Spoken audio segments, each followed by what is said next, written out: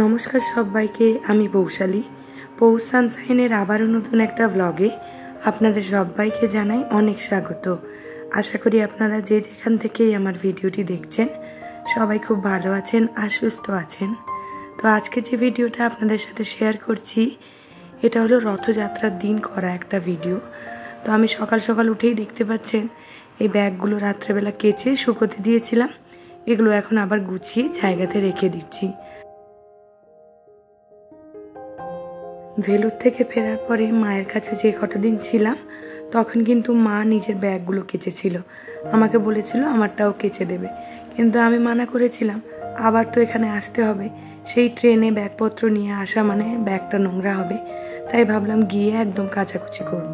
সকালে উঠেই সবার আগে বেডটাকে গুছিয়ে নিলাম, আর যেহেতু এই সোফার কভারটা যাওয়ার আগেই কেচে গিয়েছিলাম তাই এসে আর কাচাকুচি করিনি, শুধু ধুলোগুলো ঝেড়ে দিয়েছি। ওখান থেকে ফেরার পরে মোটামুটি 3-4 দিন হয়ে গিয়েছিল, ব্যাগগুলো আর খোলার সময় হয়নি। মা এই সমস্ত জিনিসগুলো আমাকে ওখান থেকে পাঠিয়েছে।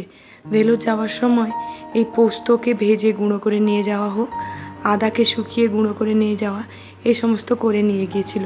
ওখানটায় গিয়ে তো মশলা কষিয়ে রান্না করার সময় হয় না, তাই সমস্ত ভাজা মশলা বাড়ি থেকে রেডি করে নিয়ে গিয়েছিল। যেগুলো এক্সট্রা হয়েছে সেগুলো আবার আমার সাথেই পাঠিয়ে দিয়েছে। তো ভেলোর থেকে আসার সময় ওখান থেকে কয়েকটা জিনিস কিনেছি, সেগুলোই আপনাদের সাথে আজকে শেয়ার করব।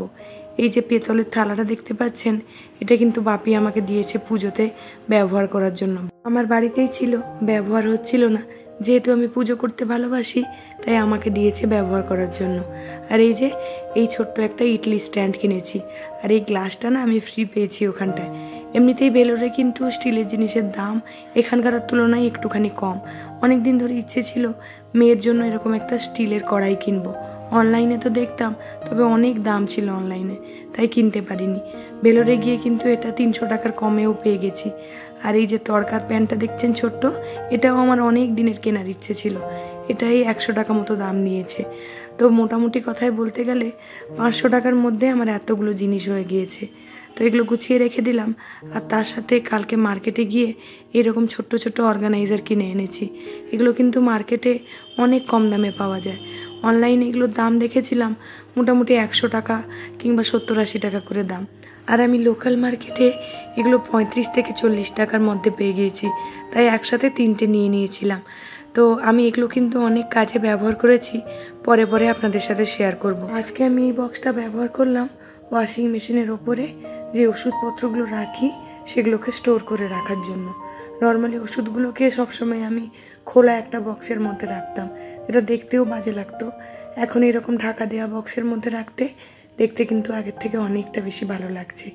আর জানেন কি, বাস্তুমতে বলে আপনি যেখানে ওষুধ রাখবেন সেই জায়গাটা যেন সবসময় বন্ধ থাকে।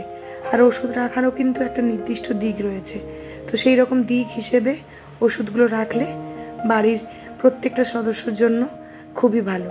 আর এখানটা এরকম একটা বক্সের মধ্যে মেয়ের সমস্ত ইউজ করা জিনিসপত্রগুলো রাখলাম, ওর স্কিন কেয়ারের জিনিস, এই যেমন সানস্ক্রিন, পাউডার, বডি লোশন হোক বা সুদর, ওর নেল কাটার, এই সমস্ত জিনিসগুলোকে রাখলাম। আর অনেক দিন ধরে আপনাদেরকে বলছিলাম কাঠের দোকানে 2টো জিনিস অর্ডার দেওয়া হয়েছে, সেটা কিন্তু কালকে রাতেই আমরা নিয়ে চলে এসেছি। মেয়ের খেলনাগুলোকে সাজানোর জন্য এরকম কাঠের একটা সেলফ বানিয়েছি, খুবই কম দামের মধ্যে পেয়ে গিয়েছি। এগুলো অনলাইনে দেখেছিলাম 2000-2500 টাকা করে দাম বলছিল। আমি লোকাল মার্কেট থেকে নিয়েছি, আমি নিজে মাপ দিয়ে বানিয়ে এনেছি বলে এটা কিন্তু অনেকটা কম দামে পাওয়া গিয়েছে। তো এখন সাজাচ্ছি না, আজকে যেহেতু রথ দেখতে বেরোনোর কথা রয়েছে, কলকাতা ইস্কনে যাবো ভেবেছি রথ দেখতে, তাই এই সেলফটা সেরকম আর সাজালাম না, এমনি একটুখানি গুছিয়ে দিয়ে গেলাম। বাড়ি ফিরে রাত্রেবেলা একদম সুন্দর করে একটা মেকওভার দেবো। কীরকমভাবে সাজালাম সেটা দেখতে গেলে কিন্তু ভিডিওটা জুড়ে আমার সাথে থাকতে হবে। একদম ভিডিও শেষের দিকে আপনাদের সাথে আমি শেয়ার করেছি। আর তারপরে এই যে ঘরটা ঝট করে ঝাড়ু দিয়ে নিলাম। আজকে আর আমি মুছছি না, হাজব্যান্ড মুছে ফেলবে, কারণ এদিকে আমার অনেকগুলো কাজ রয়েছে। জলের যে বোতলটা থাকে সেটা অনেক দিন ধরে ধোয়া হয়নি, এসে দেখছি ভেতরে কেমন একটা শ্যাওলা মতো জমে গিয়েছে। আর এসেই না এই সমস্ত কাজগুলো করতে ইচ্ছে করছিল না। এখন প্রায় ওখান থেকে ফেরার পরে বেশ কয়েকদিন কেটে গিয়েছে, এখন আর এই কাজগুলো ডিলে করলে হবে না। জলের বোতলগুলোও কবে থেকে ধোবো বলে আর ধোয়া হয়। তো আগে থেকেই কিন্তু এই কাজগুলো করব বলে আমি প্ল্যানিং করে রেখেছিলাম। তো জলগুলো খেয়ে খেয়ে একদম ধুয়ে তারপরে আবার নতুন জল ভরবো।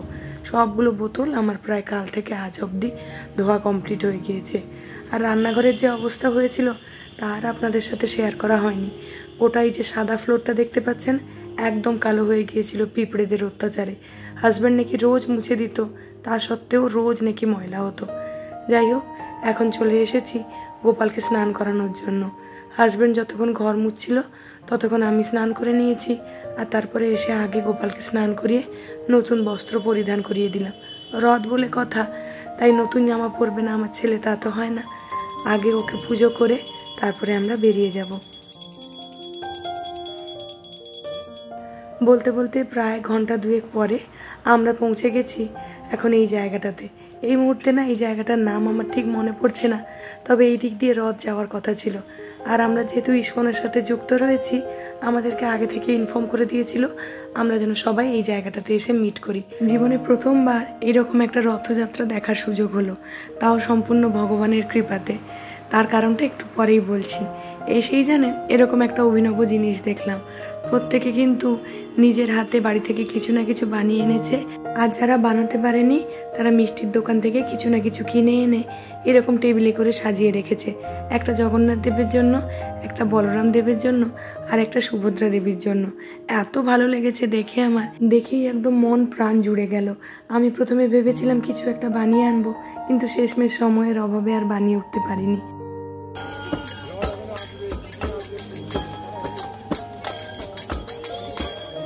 এই ছোট্ট খুদেটির খুব সুন্দর একটা ভজন দিয়ে আজকের অনুষ্ঠানের শুভারম্ভ হলো।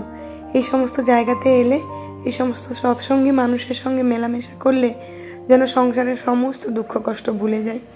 এখানে আসার কথা ছিল জগন্নাথ দেবের 3টে থেকে 4টার মধ্যে, কিন্তু প্রায় 6টা মতো বেজে গিয়েছিল জগন্নাথ দেবের আসতে আসতে। আর যেদিনে রথযাত্রা ছিল সেদিনে কিন্তু সকাল থেকে খুব বৃষ্টি হচ্ছিল। বলতে বলতে কিন্তু রথযাত্রার আগে যে প্রসেশনটা হয় সেটা এখন চলে এসেছে।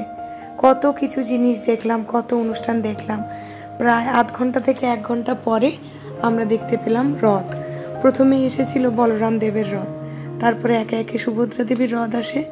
তারপরে শুনতে পাই যে জগন্নাথ দেবের রথের চাকা খারাপ হয়ে গিয়েছে, এই রাস্তা দিয়ে জগন্নাথ দেব আর যাচ্ছেন না। কিন্তু আমরা যখন ওখান থেকে বেরিয়ে আসি রাস্তাতেই কিন্তু জগন্নাথ দেবের দর্শন পেয়েছিলাম। আর এটা দেখে আমাদের এতটাই মন ভালো হয়ে গিয়েছিল, তখন সত্যি ভেবেছিলাম প্রভুর কৃপা না থাকলে হয়তো আজকে সত্যিই প্রভুকে দর্শন করতে পেতাম না। প্রায় 6-7 ঘন্টা পরে এখন আমি বাড়ি ফিরে এসে আগে লেগে পড়েছি এই কাজটা করে নেওয়ার জন্য। আর আপনাদেরকে ভিডিওর প্রথমের দিকেই বলেছিলাম না যে প্রভুর কৃপা না থাকলে হয়তো আজকে প্রভুর দর্শন পেতাম না। আমাদের কিন্তু আজকে ইস্কনে যাওয়ার কোনো রকম পরিকল্পনা ছিল না। হাজব্যান্ডের নাইট ডিউটি ছিল, এসে ঘুমোচ্ছিল। তারপরে হঠাৎ করে আমরা বলে উঠলাম যে আমরা ইস্কনে যাব। দুজনে একসাথেই বলেছি, আর 1 ঘন্টার মধ্যেই প্ল্যানিং হয়েছে যে আমরা ইস্কনে যাব। তড়িঘড়ি করে সমস্ত কাজ কমপ্লিট করে চলে গিয়েছিলাম ইস্কন। আর খুব সুন্দর একটা দিন কাটিয়ে এখন বাড়ি ফিরে আবার সেই উদ্যম নিয়ে কাজে লেগে পড়েছি। এই সমস্ত বক্সগুলো আমি আগে থেকেই অ্যারেঞ্জ করে রেখেছিলাম। এগুলো আমার পুরনো বক্স, শুধু এই কয়েকটা জিনিস নতুন কিনেছি। 10 টাকা দিয়ে এই ছোট্ট একটা টপ কিনেছি। আর এই যে বক্সগুলো দেখছেন এগুলো ওই 8 টাকা 9 টাকা করে পড়েছে। তো 2-4টা জিনিস আমি শুধু কিনেছি এই জায়গাটা সাজানোর জন্য। ছোট ছোট যে অ্যালফাবেটগুলো রয়েছে এগুলো এর মধ্যে রেখেছি। আর এই যে অর্গানাইজারগুলো এগুলো আমার আগে থেকেই বাড়িতে ছিল। আর সামনেই যে এই ব্লু কালারের বক্সটা দেখছেন এটা মাত্র 25 টাকা দিয়ে আমি প্লাস্টিকের দোকান থেকে কিনেছি। মেয়ের সমস্ত খেলনার জিনিসগুলো, মানে যে কিচেনের আইটেমগুলো সেগুলো এখানটায় রেখেছি। আর বাদ বাকি যে জিনিসগুলো এরকমভাবে সাজিয়ে রেখেছি।